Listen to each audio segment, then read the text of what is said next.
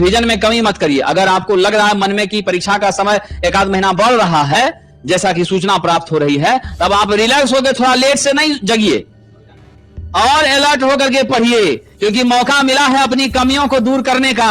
और हर किनारे में, कोने में, जहां जहां धूल जमा है, कमी है, सबको झाड़ करके पूरा क्लीन करके एकदम जबरदस्त रूप से तैयार होइए, ताकि आप 100 में 99 लाने की ताकत रखिए। सेटिंग वाला भी आपके सामने फेल हो जाए साहब, समझे कि नहीं? ये मादा पैदा करिए, सेटिंग करके 97 98, यहां माइक से 100 का 100 पर दावा ठोक रहे हैं। मजाल है, हमको काट देगा जी, क्या बात कर।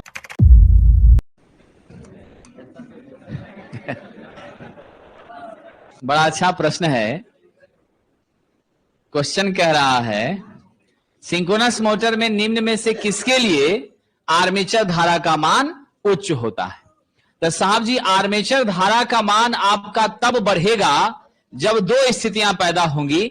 या तो क्या हो जाए साहब, ओवर एक्साइटेशन हो जाए, या क्या हो जाए, अंडर एक्साइटेशन। क्योंकि ओवर एक्साइटेशन होगा तो उस समय में नेचुरली हमारी क्या हो जाएगी, पावर करंट देगी, और अंडर में क्या होगा, रिसीव करने की क्षमता बढ़ेगी। तो हम एक बार देते हैं, एक बार लेते हैं, चाहे हम दें या लें, मान धारा का क्या हो रहा है, बढ़ रहा है। इसलिए उत्तर कौन सा लेके चलेंगे? C number. चलिए विद्यार्थी जी, किसके लिए निम्नलिखित के लिए प्रयोग किया जाता है साइलेंट पोल? साइलेंट पोल में स्पष्ट आप समझते हैं प्रोजेक्टेड, यानी कि आपका उथला हुआ। क्या है साहब? उथला हुआ। अब जो उथला हुआ है तो इसका व्यास नेचुरली आपका क्या है, अधिक है। अक्षीय लंबाई इसकी क्या है, बिल्कुल साहब, अक्षीय लंबाई इसकी कम है। ऐसी स्थिति में हमारा स्पीड क्या हो जाएगा, बिल्कुल साथियों कम हो जाएगा। और कम स्पीड होगा तो इसका कहां उपयोग करेंगे? हाइड्रोजनेटर में कम गति अनुप्रयोग के लिए। हाइड्रो में उच्च गति कभी हो ही नहीं सकता है। चलिए, नियत गति की मोटर कौन सी है साहब? नियत गति की मोटर आपकी साहब सिंक्रोनस मोटर है। यह सदैव आपका ns बराबर 120 F/P पर क्या करती है, गति करती है। सिर्फ इसी पर साहब संचालित होती है। और यह गति इसका किसके कारण होता है? मैग्नेटिक लॉकिंग के कारण होता है। किसके कारण होता है? मैग्नेटिक लॉकिंग के कारण होता है। और यह मैग्नेटिक लॉकिंग स्टेटर की चुंबकीय क्षेत्र और रोटर के चुंबकीय क्षेत्र के बीच साहब हुआ करता, उसी का यह क्या है, परिणाम है। आइए आगे बढ़ते हैं।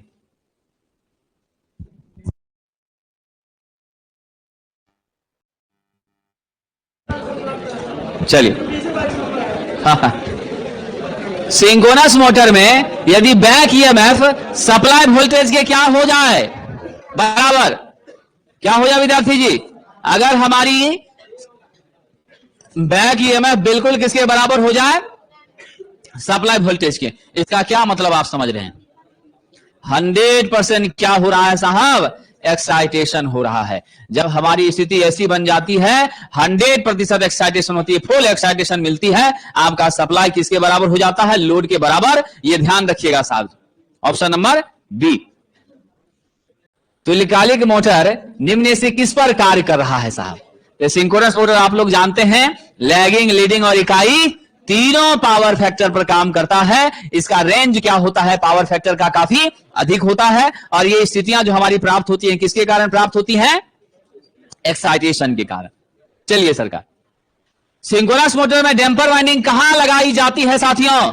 सब लोगों को मालूम है कहां पर, रोटर पर लगाई जाती है। कहां पर साहब? रोटर पर। और ये वैसा कौन सा आपका रहे, साइलेंट पोल टाइप का। कैसा साहब? साइलेंट पोल टाइप का जो रोटर है उसमें साहब जी लगाया जाता है। और इस रोटर में भी आप देख लीजिएगा कहां पर, मेरे पोल के शू वाले सेक्शन पर। और यह कॉपर का बार रहता है, सरिया रहता है, छोटा छोटा कटा कटा, वो लगाते हैं। हंटिंग की समस्या को दूर करता है और हमारे मशीन को साहब सेल्फ स्टार्टिंग बनाने का काम करता है, ये ध्यान रखिए। चलिए आगे बढ़ते हैं। सिंक्रोनस मोटर की चाल कैसे बदली जाती है आप सब जानते हैं साहब। वह ns बराबर क्या होता है, ns बराबर 120 F/P होता है। यानी मेरी ns समानुपाती f के है, मेरी ns विद कर्मानुपाती पोल के है। देखिए तो साहब, सप्लाई टर्मिनल से कोई फर्क नहीं पड़ता है, लोड से कोई फर्क नहीं पड़ता है, आपूर्ति वोल्टेज से फर्क नहीं पड़ता है। पोल मेरे ऑप्शन में है नहीं, इसीलिए ऑप्शन नंबर कौन सा लेंगे, बी लेंगे, आवृत्ति को बदलकर। चलिए आगे बढ़ते हैं। नियत एक्साइटेशन के साथ चलने वाली सिंक्रोनस मोटर में लोड को दोगुना बढ़ा दिया जाए तो साहब जी लोड जब दोगुना होगा तो नेचुरली मेरा लोड एंगल भी अल्फा भी क्या हो जाएगा, 2 गुना हो जाएगा। इसीलिए साहब राइट आंसर आपकी क्या है, बी नंबर है। चलिए आगे बढ़ें। 3 फेज सिंक्रोनस मोटर में साहब जी क्या होता है, आइए जरा ध्यान देते हैं। 3 phase synchronous motor will have, सब लोग जानते हैं कितना स्लिप रिंग होगा, 2 स्लिप रिंग होगा। और यह स्लिप रिंग आपका क्या है साहब, ध्यान रखिएगा, यह जो स्लिप रिंग है इसके माध्यम से हम क्या प्रदान करते हैं, डीसी एक्साइटेशन प्रदान करते हैं। क्या करते हैं, डीसी एक्साइटेशन प्रदान करते हैं। Option number B.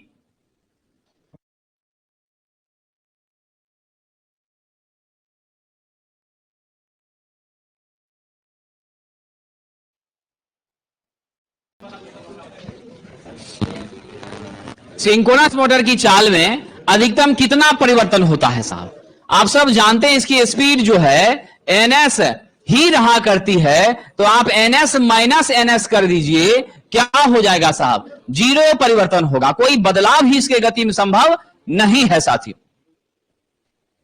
चलिए आगे बढ़ते हैं।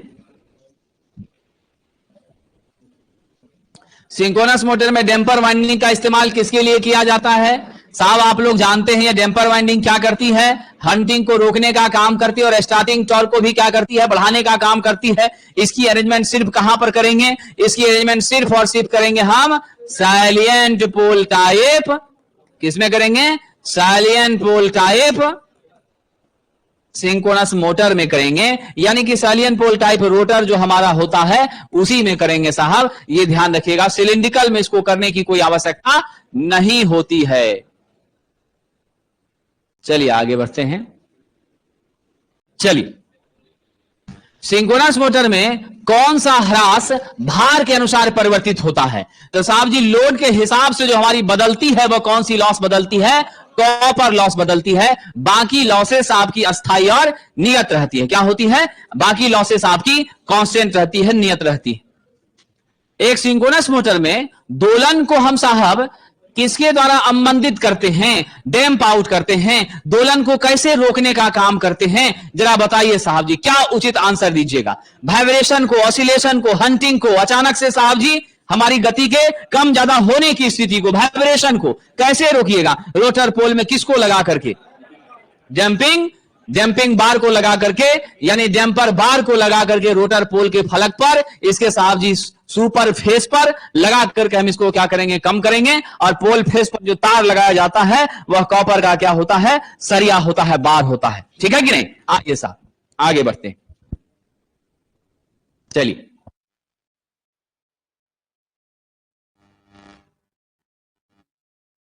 ओवर एक्साइटेड सिंक्रोनस मोटर का उपयोग किस लिए करते हैं, जैसे ही आपका ओवर एक्साइटेड हो गया, जैसे ही ओवर एक्साइटेड हो गया तब आप जानते हैं क्या हो जाएगी, आपकी लीडिंग पावर फैक्टर हमें प्राप्त होगी। और उसमें भी क्या जोड़ दीजिए साहब, नो लोड पर। जब नो लोड पर ओवर एक्साइटेड कर दीजिए तो क्या बन जाएगा, सिंक्रोनस आपका कंडेंसर बन जाएगा। क्या बन जाएगा, सिंक्रोनस कंडेंसर बन जाएगा। इसलिए विद्यार्थी जी मेरा सही उत्तर कौन सा हो जाएगा, ऑप्शन नंबर, शक्ति गुणक में सुधार के लिए इसका इस्तेमाल किया जाता है।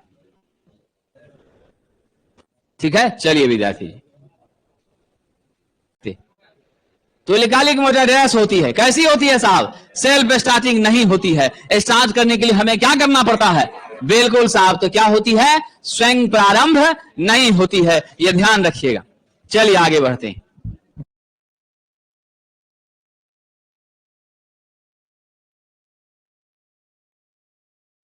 चलिए, 3 फेज सिंक्रोनस मोटर के किसी भी एक फेज को शॉर्ट होने पर क्या होगा साहब, कोई एक फेज यदि शॉर्ट कर गया तो जरा बता दीजिए, जैसे जो फेज शॉर्ट किया है आपका साहब जी 1 2 3 फेज है मान लीजिए ये वाला भाग मेरा क्या कर गया, शॉर्ट कर गया।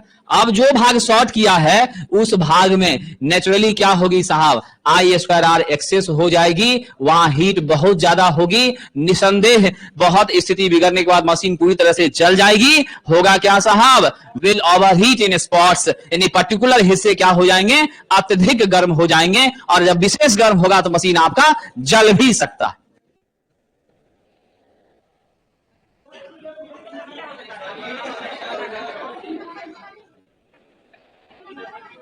अब मशीन जो हमारा साहब शॉर्ट हुआ है तो सप्लाई दिए हैं तभी शॉर्ट हुआ है, सप्लाई देने के दौरान ही वो शॉर्ट हुआ है। हमारा पहले से शॉर्ट होगा तो चलवे नहीं करेगा।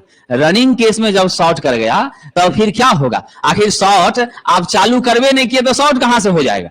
जब चालू करिएगा रनिंग स्थिति में रहेगी तब सिचुएशन बिगड़ेगा तो वहां पर शॉर्ट होगी, और तब जब शॉर्ट होगी तो उस सिचुएशन में क्या होगा, हीट ओवर हीट हो जाएगा। और जब पहले से शॉर्ट है तब कहां से चलेगा, तब एकदम नहीं चलेगा। हाँ, किसी भी एक फेज को शॉर्ट होने पर तो ये तब शॉर्ट हो रहा है जब सप्लाई है, पहले से वाइंडिंग शॉर्ट है और तब हम सप्लाई दे रहे हैं, तब कहां से चलेगा। सिंक्रोनस मोटर पर चालन विद्युत रोधन प्रतिरोध संचालित करके निम्न में से किसे मापा जाता है। तो बड़ा अच्छा प्रश्न है साहब। Measure by conducting insulation resistance test synchronous motor में किस चीज को मापने का काम करते हैं, दिमाग लगाइए। फेज टू फेज वाइंडिंग का रेजिस्टेंस, अर्थ किए हुए शाफ्ट पर रोटर वाइंडिंग, इसको कहां से मापेंगे, रोटर वाइंडिंग आपका आज के साथ जुड़ा है या नहीं, ये चीज की जानकारी मिलेगी।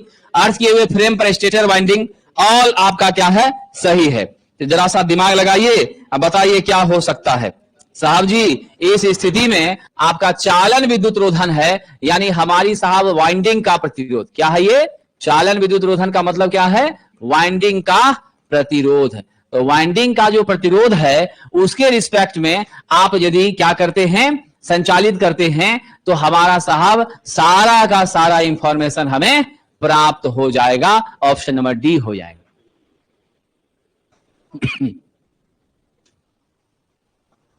कम एक्साइटेड, तो तुरंत जवाब दे दीजिए। अंडर एक्साइटेड है तो क्या हो जाएगा, लैगिंग पावर फैक्टर हो जाएगा। क्या हो जाएगा साहब, लैगिंग पावर फैक्टर। तो ऑप्शन नंबर कौन सा हो गया, बी नंबर हो गया।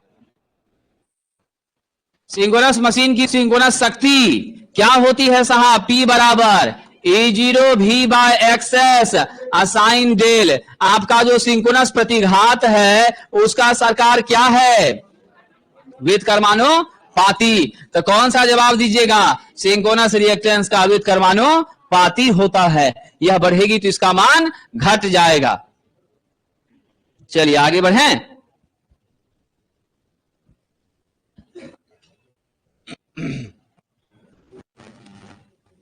सिंक्रोनस मोटर को आरंभ करने के लिए साधारणतः किस पद्धति का इस्तेमाल किया जाता है। तो इसको स्टार्ट करने के लिए साहब जी हम लोग इसका यूज करते हैं, स्टार डेल्टा संयोजन में अवमंदन वाइंडिंग, बिल्कुल भी नहीं साहब। आर्मेचर में रोटर स्टार्टर, ये डैम्पर वाइंडिंग का प्रयोग करते हैं, ये ध्यान रखिएगा साहब, ठीक है। चलिए बहुत बहुत धन्यवाद।